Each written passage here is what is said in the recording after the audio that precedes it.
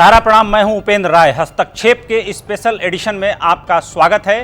एक ओर जब पूरा देश कोरोना से जंग लड़ रहा है तो दूसरी ओर गोवा करीब 4 सप्ताह पहले ही यह लड़ाई जीत चुका है। गोवा देश का पहला ऐसा राज्य है जहां 3 अप्रैल के बाद कोरोना का कोई नया केस नहीं आया है।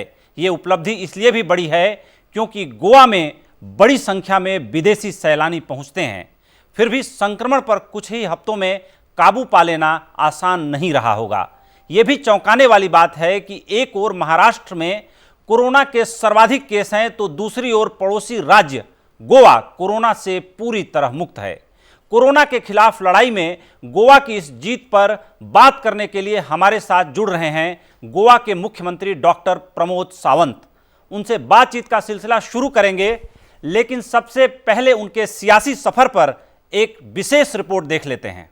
डॉक्टर प्रमोद पांडुरंग सावंत जेव्हाचो सपूत घेता की गोवा के मुख्यमंत्री मनोहर पर्रिकर के निधन के बाद बीजेपी के लिए नए मुख्यमंत्री का नाम का ऐलान करना एक बड़ी चुनौती थी।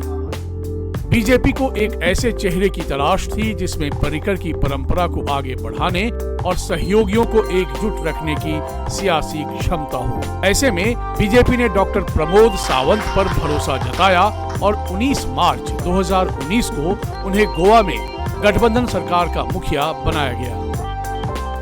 महाराष्ट्रवादी गोमंतक पार्टी और गोवा फॉरवर्ड पार्टी के सहयोग से सरकार चला रहे प्रमोद सावंत गोवा के 13वें मुख्यमंत्री हैं।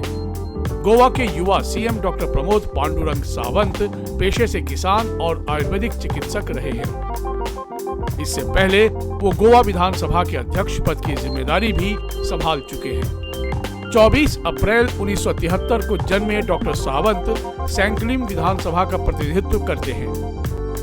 महाराष्ट्र के कोल्हापुर की गंगा एजुकेशन सोसाइटी से आयुर्वेद चिकित्सा में ग्रेजुएशन करने के बाद उन्होंने पुणे की तिलक महाराष्ट्र यूनिवर्सिटी से सोशल वर्क में पोस्ट ग्रेजुएशन की डिग्री हासिल की। उनकी पत्नी सुलक्षणा शिक्षिका है। साथ ही वो बीजेपी महिला मोर्चा की गोवा इकाई की अध्यक्ष भी हैं। प्रमोद सावंत गोवा के पूर्व मुख्यमंत्री मनोहर पर्रिकर को अपना आदर्श मानते हैं, इसलिए उनकी कार्यशैली और फैसलों में साफ तौर पर पर्रिकर की छाप झलकती है। उनकी सियासी और प्रशासनिक सूझबूझ ही कहिए कि जब पूरा देश कोरोना के खिलाफ जंग लड़ रहा है तो गोवा पहला ऐसा स्टेट बन गया जो कोरोना मुक्त हो चुका है। राज्य में कोरोना का पहला केस सामने आने के 24 दिन बाद ही 20 अप्रैल को उन्होंने गोवा को कोरोना से मुक्त घोषित कर दिया। मुझे अनाउंस करते वक्त कि गोवा में एक भी इस वक्त पॉजिटिव पेशेंट नहीं है, बहुत खुशी की बात है। मैं कॉन्ग्रेचुलेट करता हूं हमारी पूरी कोविड हॉस्पिटल की टीम कि जिन्होंने इस बहुत बड़ा काम किया और सभी जितने 7 पेशेंट्स थे हमारे यहाँ पे, जो 6 पेशेंट्स जो फॉरेन कंट्री से यहाँ पे आए थे और एक पेशेंट जो उनका एक पेशेंट का भाई था, वो सभी के सभी ट्रीट हो चुके। गोवा में अब 3 अप्रैल के बाद से कोरोना का कोई नया मरीज नहीं पाया गया है। प्रदेश में कोरोना वायरस की शुरुआत 27 मार्च को हुई थी, जब दुबई से लौटे एक नेता में सबसे पहले ये संक्रमण मिला था। 3 अप्रैल तक यहाँ कोरोना के 7 मरीज थे, लेकिन इसके बाद से राज्य में कोई भी नया मामला सामने नहीं आया। इतना ही नहीं, यहाँ लॉकडाउन में फंसे 35 देशों के करीब 6,600 सैलानियों को भी वापस उनके देश भेज दिया गया है। जिस तरह गोवा ने कोरोना के खिलाफ जंग में जीत हासिल की है, वो दूसरे राज्यों के लिए भी मिसाल है। गोवा की इस कामयाबी का श्रेय मुख्यमंत्री प्रमोद सावंत और उनकी पूरी टीम को जाता है। ब्यूरो रिपोर्ट, सहारा समय। प्रमोद जी, आपका हस्तक्षेप के इस विशेष बुलेटिन में बहुत बहुत स्वागत है और आपको बहुत सारी विशेष बधाइयां भी कि गोवा इकलौता ऐसा राज्य घोषित हुआ है जहां कोरोना पॉजिटिव केसेस थे, लेकिन 3 अप्रैल के बाद एक भी केस रजिस्टर नहीं हुए। एक ओर देश के तमाम राज्यों में कोरोना का संक्रमण तेजी से बढ़ रहा है और दूसरी ओर 19 अप्रैल को ही गोवा को आपने कोरोना मुक्त घोषित करके ये संदेश दिया कि गोवा कंप्लीटली कोरोना मुक्त स्टेट बन गया है। इस कामयाबी का राज बताएं, क्योंकि और लोग भी जानना चाहेंगे कि आपने ऐसा कैसे किया होगा। मुझे ये बात कहते वक्त बहुत खुशी हो रही है कि 21 अप्रैल को गोवा कोरोना मुक्त हो गया। 3 अप्रैल के बाद आज एक भी केस पॉजिटिव नहीं मिला। इनका श्रेय जो है वो पहले से अपने मेडिकल टीम, जो कोविड हॉस्पिटल की टीम, पैथोलैब की टीम, जो फ्रंटलाइनर वर्कर्स है उनको जाता है। जो 7 पेशेंट थे उनको ट्रीट करके उनको वापस घर भेज दिया। तो फर्स्ट और the second, the police and administrative staff, जो सभी लोग रात दिन काम करते हैं 24/7, 22 मार्च से लेके आज तक कंटिन्यूसली 24/7 जो रोड पे है, जो फील्ड में है। आज के दिन 22 मार्च के बाद एक भी लोगों को हमने गोवा के बॉर्डर के अंदर आया तो भी उसको टेस्ट करके अंदर ले लिया है। पूरी तरह से हमारी कोशिश है, एक भी कोई गोवा का हो या बाहर का आदमी हो, उन्हें बिना टेस्ट हम अंदर नहीं ले रहे हैं।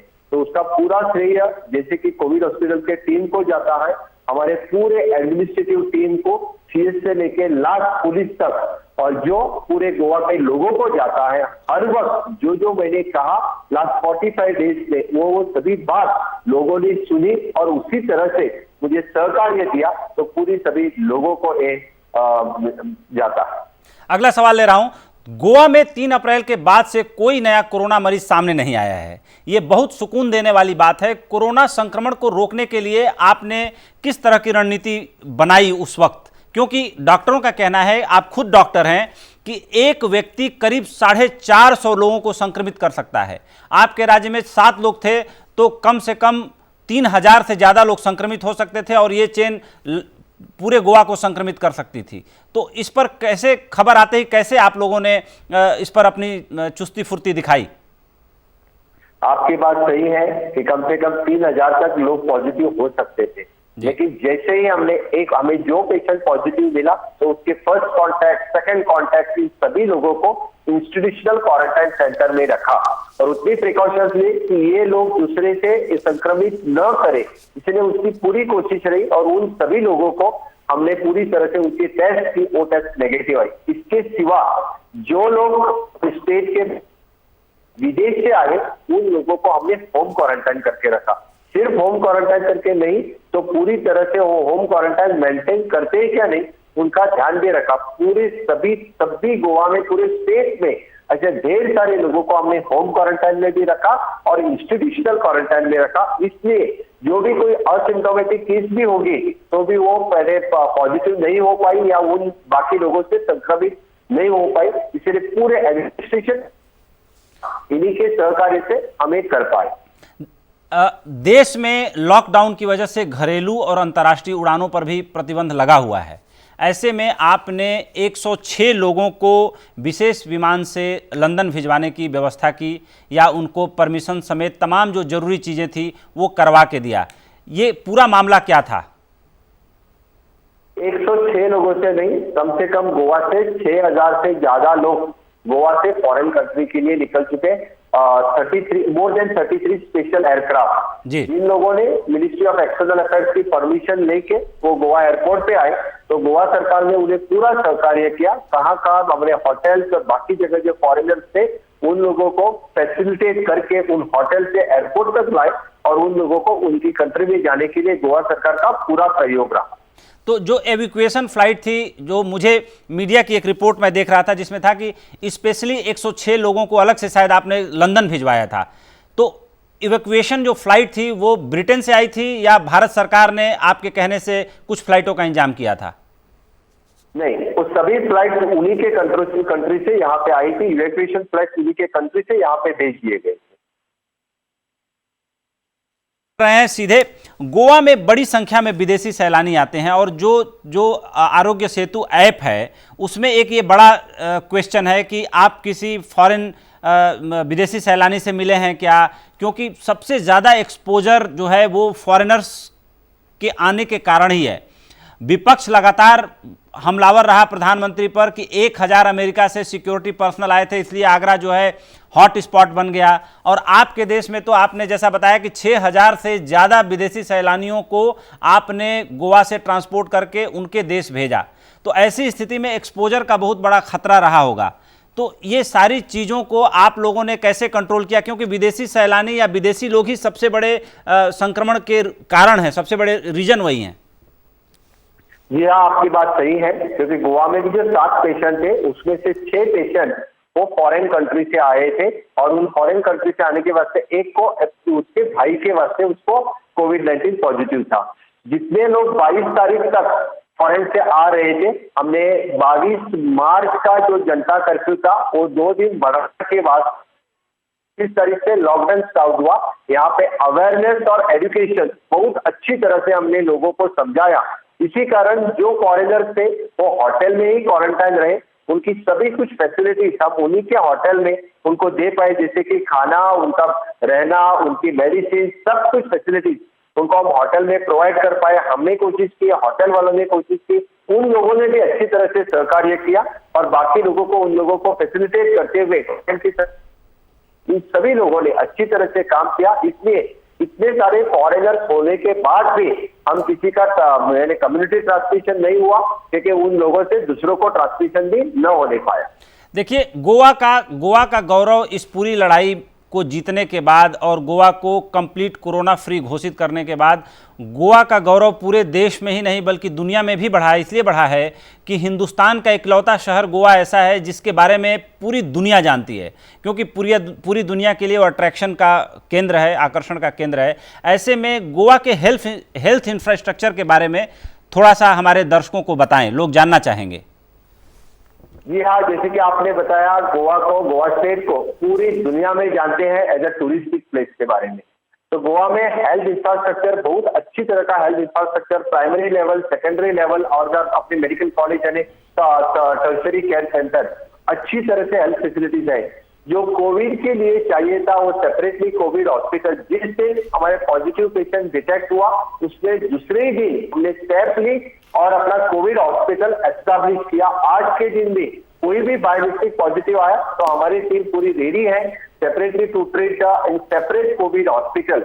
उस वक्त गोवा में पैथोलैब में कोविड टेस्टिंग के लिए फैसिलिटीज अवेलेबल नहीं थी, लेकिन हमने 2 दिन बाद ही यानी पुणे के NSBI लैब से हमने ये फैसिलिटीज गोवा में अवेलेबल कर दी। विद इन 2 डेज वो फैसिलिटीज गोवा में हो गई, और आज के दिन 7 जगह पे कोविड टेस्टिंग की फैसिलिटी स्टेट में अवेलेबल है और कोविड सेपरेटली हॉस्पिटल अवेलेबल है। जितना इंफ्रास्ट्रक्चर कोविड ट्रीट करने के लिए, प्रिकॉशंस लेने के लिए हमारे डॉक्टर्स, मेडिकल, पैरामेडिकल टीम के लिए चाहिए, वो सब कुछ infrastructure we are well prepared, over prepared I will say. बहुत बढ़िया प्रमोद जी। गोवा में कोरोना के केस सामने आने के बाद कोविड-19 से बचाव और इलाज के लिए कितने हॉस्पिटल इस समय काम कर रहे हैं, आपने हालांकि बताया, लेकिन और कितने हेल्थ स्टाफ, चूंकि सारे जनरल हेल्थ के लिए सभी ट्रेंड होते हैं, लेकिन कोविड के लिए जो किट चाहिए थी, जो जरूरी सामान चाहिए था, जो टेस्टिंग किट चाहिए थी, शुरुआत में किस तरह से आप लोगों ने इसको फेस किया? क्योंकि शुरू में सबको नहीं समझ में आ रहा था कि भाई नेफ्रो के तरीके से इसकी टेस्टिंग करें, माउथ के तरीके से टेस्टिंग करें, ब्लड के तरीके से टेस्टिंग करें। तो आप लोगों ने कौन सी टेक्नोलॉजी टेस्टिंग में ज़्यादा इस्तेमाल की? हमें टेस्टिंग के लिए तब फैसिलिटीज हमारे पास अवेलेबल नहीं थी। पुणे के NSBI लैब से हमें टेस्टिंग फैसिलिटी, हमारी टीम यहाँ से पुणे गई और ट्रेनिंग लेके वहां से वापस आ गए, और वापस आके टेस्टिंग फैसिलिटीज PCR से ही टेस्टिंग फैसिलिटीज हम स्टार्ट कर दी, और वही टेस्टिंग फैसिलिटीज हम आज इस्तेमाल कर रहे हैं। रैपिड टेस्टिंग फैसिलिटीज हमने कभी भी, ब्लड टेस्टिंग की फैसिलिटीज स्टेट में हमने स्टार्ट नहीं की, हमने एक भी पेशेंट उसी टेस्ट पे नहीं किया। हमने सेकेंड टीम जो था पुणे से, उन्हीं लैब का एक्सपर्ट गोवा में बुलाया, उनकी हमारी सेकेंड टीम यानी कोविड फैसिलिटीज के लिए उनको ट्रेनिंग देने के लिए यहाँ बुलाया, और बाकी जो अभी 7 जगह पे हमारे लैब चल रहे उन सभी लोगों को ट्रेन करने के लिए उसका हमने इस्तेमाल किया। वो सभी लोग अभी ट्रेन है। सेपरेटली कोविड हॉस्पिटल के लिए हमारे जो गोवा मेडिकल कॉलेज के जो मेडिसिन डिपार्टमेंट के हेड है डॉक्टर एडविन गोम, इसके अंडर में जो सभी डॉक्टर्स है, ENT डॉक्टर्स, हमारे ESI हॉस्पिटल के डॉक्टर्स, एनास्थेसिस्ट, सभी डॉक्टर्स, उनकी टीम अच्छी तरह से ट्रेन है। हमारे नर्सिस, पैरामेडिकल स्टाफ एक ही नहीं पर बैच में वो लोग काम कर सकते हैं, इसलिए उनको ट्रेन किया चुका। आगे बढ़ रहे हैं प्रमोद जी। महाराष्ट्र में कोरोना के सर्वाधिक केस मिल रहे हैं। भौगोलिक दृष्टिकोण से गोवा की सीमाएं महाराष्ट्र से पूरे तरीके से लगती हैं। इस खतरे से निपटने के लिए आपने अपने एडमिनिस्ट्रेशन को क्या हिदायतें दी हैं और क्या एसओपी जारी की है कि भाई अब चूंकि गोवा महाराष्ट्र में 500 किलोमीटर अगर बंबई से आदमी चलता है तो गोवा में एंटर कर जाता है, और महाराष्ट्र के बहुत सारे जिले हैं जो गोवा से एकदम मिले हुए हैं, तो एक खतरा अपने आप आपकी सीमा पर बना हुआ है। सिर्फ एक ही खतरा नहीं, हमारे पास दो खतरे हैं, एक साइड से महाराष्ट्र और दूसरी साइड से कर्नाटक। जी जी। जैसे आपने कहा कि महाराष्ट्र में केसेस बढ़ते जा रहे हैं, उसी तरह कर्नाटक में भी केसेस बढ़ते जा रहे हैं। हमें खतरा इन दोनों राज्यों से है क्योंकि हमारी बॉर्डर डायरेक्टली टच है और ढेर सारे लोग हमेशा आते जाते रहते थे। बिल्कुल। लेकिन इस वक्त गोवा की बॉर्डर जो एंट्री पॉइंट है वो 8 जगह पे है। हमने राउंड सर्कल करके टोटल गोवा बॉर्डर को सील कर दिया है। किसी को without the permission of the collector Goa में एंट्री नहीं दे रहे, एक्सेप्ट द गुड्स व्हीकल और जो एसेंशियल जो चीज है उसको ही एंट्री दे रहे हैं। बाकी किसी पर्सन को समझो गोवा में आना है तो कलेक्टर की परमिशन चाहिए, तो जो एंटर होता है उसकी हम पहले टेस्ट करते हैं, उसको दिन भर रखते हैं, उसके टेस्ट नेगेटिव आने के बाद ही उसको एंट्री करने के लिए देते हैं। जो कि गोवा का नेटिव है उसी लोगों को आज प्रेजेंट हम एंट्री दे रहे हैं, और बाकी किसी इमरजेंसी में, किसी कोई इंडस्ट्री में काम कर रहा है, किसी गवर्नमेंट के लिए चाहिए और बाकी मेडिकल इमरजेंसी हो या बाकी इमरजेंसी हो, उन्हीं लोगों को हम अभी तक एंट्री दे रहे हैं। 17 तारीख तक ये लॉकडाउन तो इसी तरह से रहेगा। हम गोवा की सीमा पूरी तरह से सील करके ही रखेंगे। आपने कहा कि जब कोई आता है तो उसकी टेस्टिंग करते हैं और टेस्टिंग का रिजल्ट हम देख लेते हैं, उसके बाद उसको हम एंट्री पॉइंट से अंदर लेते हैं, और डिस्ट्रिक्ट मजिस्ट्रेट का परमिशन तो जाहिर सी बात है कि पूरे देश में ये एक नियम यूनिफाइड तरीके से लागू है। तो वो टेस्टिंग कैसे करते हैं? जैसे मान लीजिए मैं गोवा की सीमा पर गया, मेरी टेस्टिंग हुई, तो वो रिजल्ट आने में कितना वक्त लगता है? जैसे कि आपने कहा कोई पहले, एक तो उसको पहले परमिशन लेनी पड़ती है गोवा में आने के पहले से। समझो सुबह में आता है तो सुबह उसकी स्वैप लिया जाता है, पीसीआर टेस्ट हम करते हैं, शाम तक उसका रिपोर्ट आता है और शाम में रिपोर्ट आने के बाद उनको उनके घर पे भेज देते हैं। कोई शाम में आया तो एक दिन इंस्टीट्यूशनल क्वारंटाइन में रहना पड़ता है, दूसरे दिन रिपोर्ट आने के बाद ही उनको उनके डेस्टिनेशन पे छोड़ दिया जाता है। ओके, आगे सवाल ले रहे हैं, क्या ये माना जाए कि गोवा की आबो हवा, वेदर कंडीशन कोरोना वायरस के लिए अनुकूल नहीं है? गोवा के वेदर का भी एक बड़ा रोल है, क्योंकि बाकी लोग कह रहे हैं कि गोवा का इतना सुंदर वेदर है कि कोरोना वायरस वहां इसलिए नहीं फैल पा रहा है। जी हाँ, आप जैसे कह रहे हैं कि गोवा का वेदर तो हमेशा सुंदर रहा है, हर सीजन में Goa is very beautiful, it attracts the tourist every time. जी, बट मैं ये तो नहीं कहूंगा कि कोरोना वायरस नया वायरस है, इसके लिए हम ये जानकारी नहीं दे सकते कि ये वेदर ठीक है, वो वजह है। अभी तो उसके ऊपर रिसर्च चल रहा है। जीरो कोरोना केस स्टेट होने के बावजूद गोवा में लॉकडाउन समेत कोरोना को लेकर केंद्र की ओर से जारी सभी गाइडलाइंस का गंभीरता से पालन तो हो ही रहा है। साथ ही जब आपने ये घोषित किया कि गोवा जो है कोरोना फ्री स्टेट हो गया है, तो जाहिर सी बात है आप मुख्यमंत्री हैं, प्रधानमंत्री मोदी जी से भी आपकी बातचीत होती रहती है। ऐसे में गोवा हर तरीके से एक बेहतर काम करने वाला स्टेट बना है। साथ ही साथ मनोहर पर्रिकर जी गोवा जैसे राज्य के मुख्यमंत्री थे, भले गोवा कई कारणों से छोटा देखने में है, लेकिन गोवा में रहते हुए उन्होंने पूरे देश पर अपने काम से छाप छोड़ी। एक बड़ी लेगेसी आपके कंधों पर है, और जाहिर सी बात है कि प्रधानमंत्री मोदी जैसे व्यक्तित्व के लीडरशिप में आप लोग काम कर रहे हैं। तो जो लेगेसी है वो और जो इतनी बड़ी लीडरशिप है उसके अंडर काम करने में वो कितनी सहूलियत है और कितनी कठिनाई है, दोनों के बीच आप कैसे संतुलन साधते हैं? जी हाँ, आपकी बात सही है। हम हमारे ex chief minister, x defence minister माननीय मनोहर पर्रिकर जी की लीडरशिप में मैं बड़ा पला हूँ और मैं इस सीएम पद तक पहुंचा हूँ। और अपने देश के माननीय पंतप्रधान नरेंद्र मोदी जी का जिस तरह से वो कोविड-19 अपने देश में कंट्रोल कर रहे हैं, हर दिन उनका फोन आता था, हर 2 दिन बाद उनका फोन आता था कि गोवा में स्थिति क्या है। जब तक केसेस पॉजिटिव थे तभी हर वक्त यानी हमारे केंद्र से इसी तरह से दखल लेना ये बहुत बड़ी बात है, और उन्हीं के नेतृत्व में, उन्हीं के सलाह के अनुसार और एमएचए के गाइडलाइन के हिसाब से हम कोविड कंट्रोल कर पाए। एक और सवाल आपसे ले रहा हूं कि आप आज कल एक बहस चलने लगी है कि कोरोना लंबे समय तक रहने वाला है और लोगों को अपनी जीवनचर्या, जीवन पद्धति, लाइफ स्टाइल सब कुछ कोरोना के अकॉर्डिंग बदलना होगा। जैसे जापान में लोग मास्क लगा के चलते हैं, सैनिटाइजर रखते हैं अपने पास और हाइजेनिक तरीके से रहते हैं। गोवा एक बहुत ही प्रोग्रेसिव और पढ़े लिखे लोगों का प्रदेश है। क्या आपको लगता है कि गोवा ने जीना सीख लिया है उस तरीके से? जी हाँ, बिल्कुल। जैसे आप कहते हैं कि कोरोना नया वायरस है और इनके लिए अपनी लाइफस्टाइल बदलनी पड़ेगी, जैसे कि मास्क पहनना, सोशल डिस्टेंसिंग, सैनिटाइजर। गोवा के लोगों सभी से सहकार्य कर रहे हैं, इससे आगे और भी ज्यादा सहकार्य करेंगे, क्योंकि ये एजुकेटेड लोग होने के वास्ते इनका फायदा हमें ज्यादा है। और बाकी लोगों में जो लोग हैं यहाँ पे, उन्हें अवेयरनेस करना और उन्हें कोरोना के बारे में जानकारी देना, सरकार भी दे रहे हैं, बाकी एनजीओ, बाकी लोग सभी इसी के बारे में जानकारी दे रहे हैं। लॉकडाउन के बाद जहां दिल्ली जैसे राज्यों की अर्थव्यवस्था बेपटरी हो गई है, दिल्ली के मुख्यमंत्री अरविंद केजरीवाल ने कहा कि इस महीने सिर्फ 300 करोड़ रुपया रेवेन्यू आया है, इस तरह से चला तो अगले महीने सैलरी देने की दिक्कत पैदा हो जाएगी। वैसे में गोवा में कितना नुकसान हुआ है और राजस्व को हुए नुकसान की बाया मीडिया से भरपाई करने की आप क्या योजना बना रहे हैं, कैसे काम कर रहे हैं अर्थतंत्र पर? आर्थिक नुकसान तो सभी राज्य की हुई है। जिसी तरह से रेवेन्यू कलेक्शन, तो हमारा रेवेन्यू कलेक्शन बहुत बड़ा ड्रॉप हो चुका है, लेकिन फिर भी हम बाकी माइनिंग इंडस्ट्री, अपने फार्मास्यूटिकल इंडस्ट्री, बाकी इंडस्ट्री, हमने फेज 1 में जो इंडस्ट्रीज अलाउड थे, फार्मास्यूटिकल और फूड इंडस्ट्री, वो पहले से स्टार्ट कर चुके थे।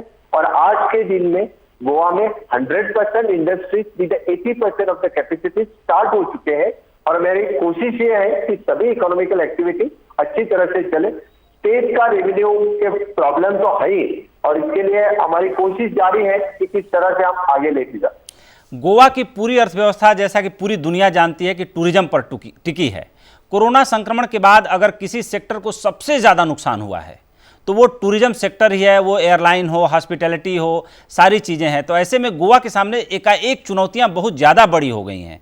तो आपको नहीं लगता कि आपको भी कोई एक तरह से पैकेज चाहिए, या आपको पैकेज की मांग केंद्र सरकार से करनी चाहिए, या ऑटोमेटिक आपको कोई पैकेज केंद्र सरकार देने वाली है? क्या स्थिति है उस फ्रंट पर? क्योंकि सारे राज्य केंद्र सरकार से पैकेज मांग रहे हैं, सहयोग मांग रहे हैं। क्या आप भी कोई पैकेज मांगने की दिशा में कुछ अपनी प्रिपरेशन, अपनी तैयारी कर रहे हैं? केंद्र सरकार को सभी राज्य की हालत मालूम है, क्योंकि कोविड-19 के बाद राज्य सरकार की स्थिति क्या हो गई है। तो इसके लिए सेपरेट से मांगने की तो जरूरत नहीं है, लेकिन फिर भी हमारी पूरी आर्थिक स्थिति के बारे में हमने जानकारी हमारे फाइनेंस मिनिस्टर माननीय निर्मला सीतारमण जी और माननीय पंतप्रधान जी को इसकी फाइनेंशियल बारे में जरूर लिखा है, और इसके बारे में जो कुछ मदद हो सकती है केंद्र से वो करने वाले हैं। अगर भविष्य में टूरिज्म की स्थिति बेहतर होती है और विदेशी सैलानी एक बार फिर से गोवा पहुंचने लगते हैं, तो किसी भी तरह के संक्रमण से निपटने के लिए, जैसा कि सारे डॉक्टर ये कह रहे हैं कि आप ये मत मान लीजिए कि एक बार ये फ्लो चला गया तो दोबारा नहीं आएगा, ये फ्लो दोबारा आ सकता है। और उसी के मद्देनज़र आपने भी संपूर्ण लॉकडाउन को अभी भी बनाए रखा है। हालांकि 3 अप्रैल के बाद से आपके राज्य में कोई केस नहीं आया है। तो ऐसी स्थिति में एक बार जब लॉकडाउन खुलेगा तो मुझे लगता है कि गोवा के सामने सबसे ज़्यादा और बड़ी चुनौती खड़ी होने वाली है, क्योंकि विदेशी सैलानी आएंगे और आप उन्हें रोकेंगे नहीं, क्योंकि रोकना वाजिब भी नहीं है। तो ऐसी स्थिति में गोवा को मुझे लगता है कि सारे राज्यों की तुलना में बड़ी तैयारी रखनी पड़ेगी। उसके लिए आपने क्या सोचा है, क्या रणनीति बनाई है? और आप तो खुद एक डॉक्टर हैं। आपकी बात सही है। गोवा में हर वक्त अतिथि देवो भव, जो टूरिस्ट आता है उनको वेलकम किया है हर वक्त। तो हम आगे भी टूरिस्ट को वेलकम जरूर करेंगे। तो कोविड कंट्रोल करने के बाद उसके लिए सेपरेट एसओपी, जो स्टैंडर्ड ऑपरेटिंग प्रोसीजर है, वो टूरिज्म वेलकम करने के लिए हम डिसाइड करने वाले हैं, और उसी के हिसाब से सभी टूरिस्ट को हम वेलकम करने वाले हैं। देखिए, पूरी दुनिया में प्रधानमंत्री मोदी की बहुत ज़्यादा तारीफ हो रही है। आप जाहिर सी बात है कि जब मुख्यमंत्री चुनने की बारी आई थी तो केंद्रीय नेतृत्व के सामने बहुत पेशोपेश की स्थिति थी और केंद्रीय नेतृत्व ने आपको चुना। आप पहले एक संवैधानिक पोस्ट पर रहे, बाद में संविधान की रक्षा करने वाली कुर्सी पर बैठ के अब संविधान को पूरा संरक्षण और रक्षा करने का जिम्मा आप संभाल रहे हैं। ऐसी स्थिति में जब प्रधानमंत्री मोदी ने आपका नाम चुना, केंद्रीय नेतृत्व ने आपका नाम चुना, तो क्या पहले से आप इस कुर्सी पर बैठने के लिए तैयार थे? आपके विजन में था कि अब मैं गोवा का स्पीकर तो रह चुका हूं, अब मुझे मुख्यमंत्री भी बन के गोवा को एक नेतृत्व देना है? क्योंकि मनोहर पर्रिकर जी जैसा एक विशाल व्यक्तित्व का आदमी इस कुर्सी पर बैठा करता था। मैं एक बात जरूर आपको कहूंगा कि जिस पार्टी में मैं काम करता हूं, आदरणीय माननीय प्रधानमंत्री नरेंद्र मोदी जी, तो उस पार्टी का मैं एक कार्यकर्ता था, और कार्यकर्ता से जिस वक्त जो पार्टी जो कहते हैं वो पद स्वीकारने के लिए मैं तो तैयार रहता हूं। इसीलिए जब पार्टी ने कहा कि आपको संविधान के सभापति के कुर्सी पे बैठना है, तो मैंने संविधान पे सभापति की कुर्सी स्वीकार ली।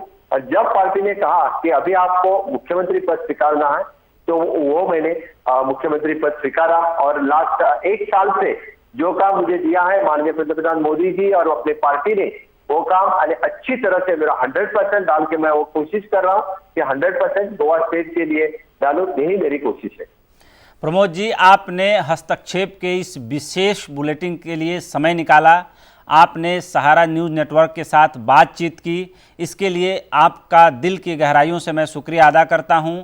आपको भविष्य के लिए भी बहुत सारी शुभकामनाएं देता हूं कि आपका गोवा ऐसे ही चमकता रहे और कोरोना मुक्त रहे। आने वाले दिनों में जब विदेशी सैलानी वापस आएँ तो गोवा का स्टेटस कोरोना मुक्त ही रहे, ऐसी प्रार्थना भी करता हूं। और इसके लिए आपको एक बार पुनः बहुत सारी शुभकामनाएं देता हूं।